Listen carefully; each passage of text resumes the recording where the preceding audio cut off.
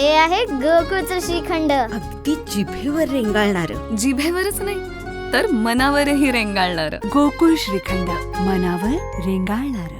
VP Savalaram यांचे गीत आहे, त्यातलं एक कडवं हे केवळ दादांकरताच लिहिलं आहे का असं आपल्याला वाटावं.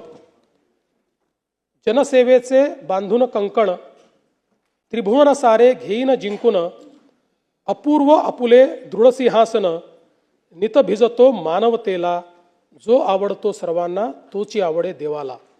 मला असं वाटतं की हे कदाचित दादांकरताच लिहिलं आहे असं आपल्या सर्वांना जाणवावं. मी दादांच्या पावन स्मृतींना या ठिकाणी विनम्र अभिवादन करतो.